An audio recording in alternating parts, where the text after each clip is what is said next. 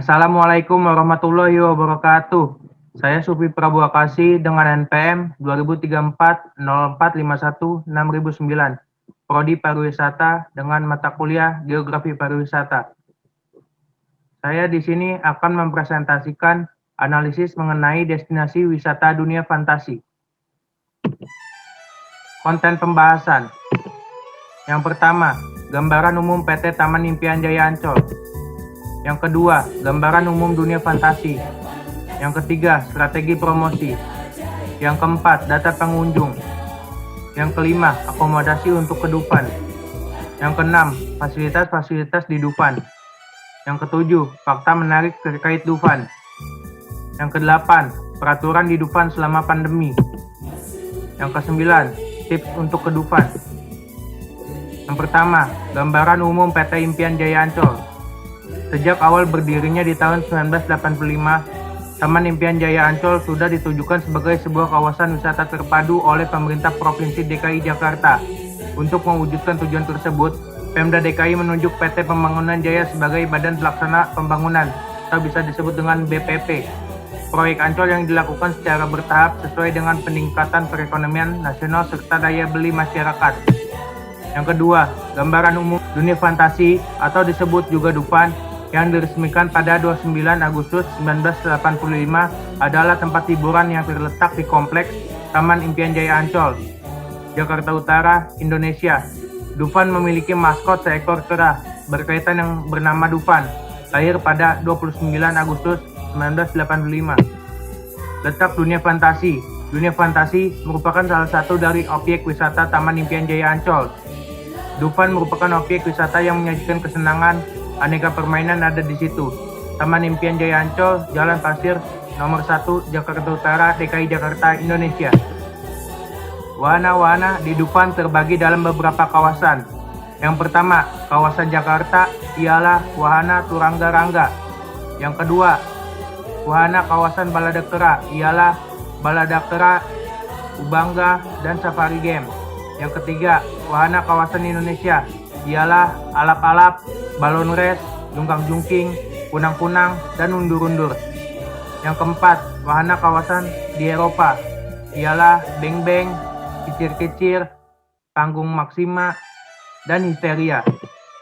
Yang kelima, wahana kawasan hikayat ialah Arung Jeram 58, Burung Tempur, Halilintar, Ombang-ambing, Ontang-anting, Perang Bintang, Pontang-panting, Raja Wali, Teater Simulator, Kolorama Cinta, dan Hikayat Game.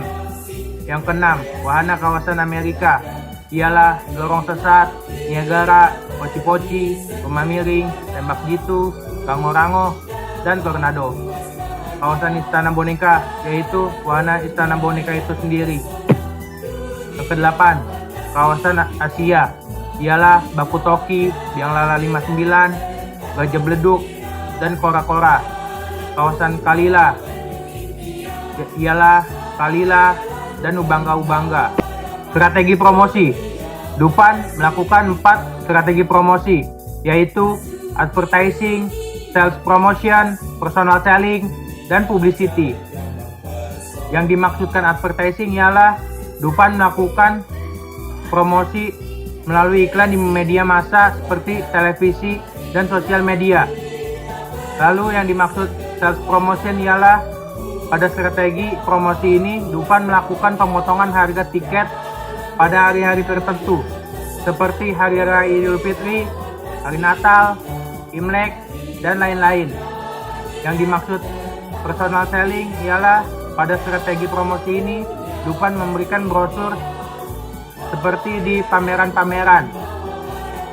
Lalu publicity ialah pada strategi ini Dufan melakukan melalui sosial media dengan memposting perihal Dufan, mulai dari apa saja yang ada di Dufan sampai promosi tiket. Data pengunjung per tahun 2019. Berikut tabel data pengunjung per tahun 2019. 5. Akomodasi ke Dufan. Akomodasi ke Dufan dapat ditempuh dalam beberapa akomodasi, yaitu dapat menggunakan KRL, bus Transjakarta, bus umum, angkot, kendaraan pribadi seperti mobil dan motor. Harga tiket masuk Ancol dikenakan biaya Rp25.000, sedangkan harga motor Rp15.000 dan harga mobil dikenakan biaya Rp20.000. 6.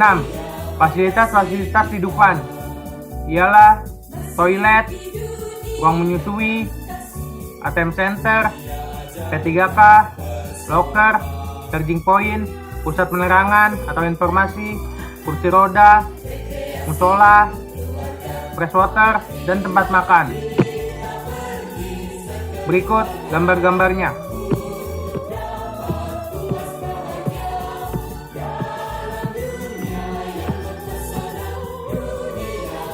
7.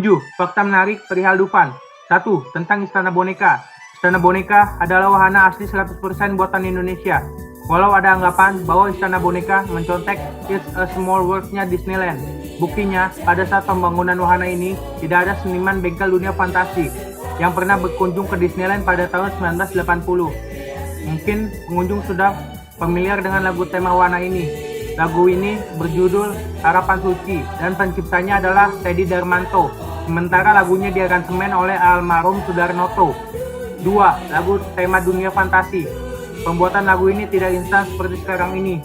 Diperlukan research dengan skala, teori, psikologi, grafik-grafik, dan lain sebagainya, sehingga tercipta lagu yang mudah diingat sampai kapanpun. Sama seperti lagu Istana Boneka yang berjudul Harapan Suci. Lagu Dufan ini juga diciptakan oleh Teddy Darmanto. 3. Maskot Dufan. Ada yang unik dari maskot ini dulu dan sekarang. Maskot Dufan dulunya berwarna merah muda, beda dengan warna sekarang. Maskot Dufan datang dari Paciputra yang memang tertarik dengan hewan bekantan ketika berkunjung ke Kalimantan. Ditambah lagi, di daerah Ancol dulunya merupakan tempat berkumpulnya para kera dan bekantan. Karena itulah hewan bekantan dipilih untuk menjadi maskot Dufan. 4. Wahana di Dufan. Wahana-wahana yang ada di Dufan ternyata didatangkan dari Amerika Serikat, Italia, dan Jerman. Wahana yang didatangkan dari Amerika adalah alap-alap, Niagara, ombang-ambing, dan pontang-panting. Sementara wahana yang didatangkan dari Jerman adalah kora-kora dan biang lala. Sedangkan wahana yang didatangkan dari Italia adalah gajah beleduk, baku takri, dan ubangga-ubangga. Selain wahana yang unik dari Dufan adalah lantai keramiknya. Dulu belum ada taman bermain dunia yang menggunakan lantai keramik selain Dufan. 5. Buklet Dufan. Dufan ternyata dulu memiliki bukletnya sendiri, namun kini sudah tak ada lagi yang punya. Bahkan untuk bisa memilikinya, pengunjung harus membelinya di situs jual beli dunia seperti eBay. 8. Peraturan di Dufan. Peraturan yang diterapkan oleh Dufan selama pandemi. Diwajibkan sebelum memasuki kawasan Dufan, membawa alat makan pribadi, memiliki etiket, membawa perlengkapan sholat pribadi, menggunakan masker, mengecekkan suhu tubuh, membawa perlengkapan pribadi lainnya. Diwajibkan sesudah memasuki kawasan Dufan, menjaga jarak, hindari bersentuhan, cuci tangan dengan sabun dan hand sanitizer, jaga etika bersin, jangan menyentuh wajah, dan tidak berdampingan di wahana. 9. Tips berkunjung ke Dufan, yaitu tidak mengenakan pakaian hitam, datang lebih awal, datang saat weekday, membeli kartu annual pass, dan cobalah wahana sesuai kemampuan. Sekian presentasi dari saya. Mohon maaf bila ada kesalahan maupun kata-kata yang kurang berkenan. Terima kasih sebelumnya. Wassalamualaikum warahmatullahi wabarakatuh.